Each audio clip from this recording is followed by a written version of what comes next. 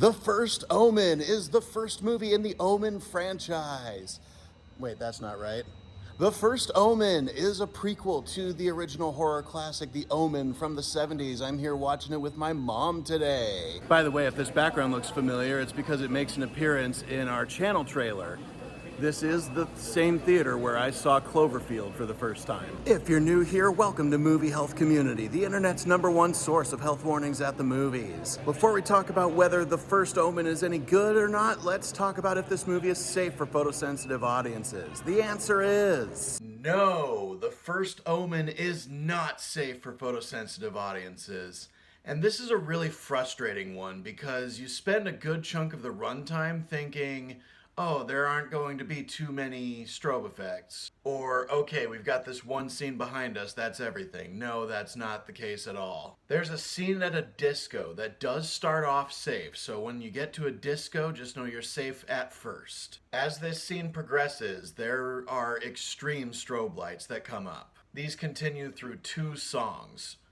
So when the 2 songs are done playing, it's safe to watch again. There's an apartment we come to, and if you see someone walking to this apartment in a foggy environment, you'll know that this is the apartment I'm talking about. At this apartment, there are occasional strobe lights that shine into the apartment, allegedly coming from a train nearby. And then late in the movie, there are flashbacks, very sudden flashbacks, that show a lot of these strobe effects without warning.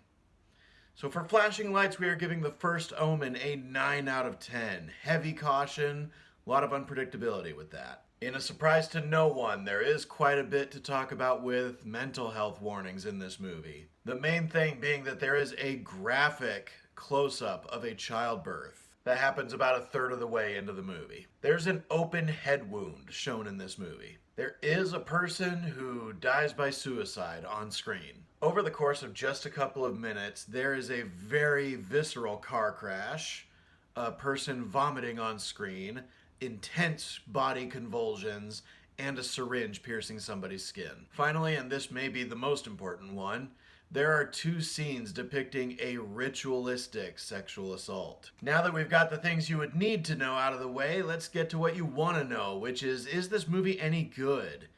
This is easily the best horror movie that's come out in 2024 so far. There are a few jump scares in this movie, but they're really effective jump scares.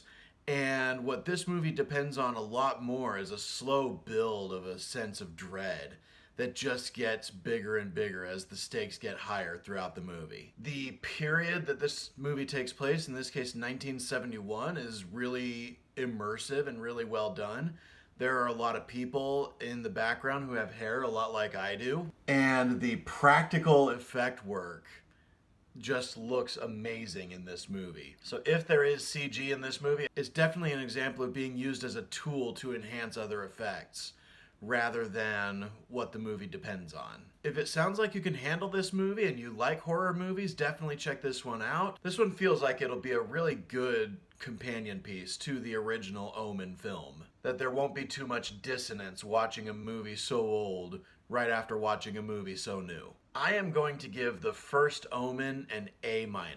Thank you so much to our readers on Tumblr and Facebook, and as always, an extra special thanks to our patrons over on our Patreon page, whose names are scrolling on the screen like credits right now. As a reminder, nothing produced by Movie Health Community is medical advice, nor has any of it ever been reviewed by any medical professionals.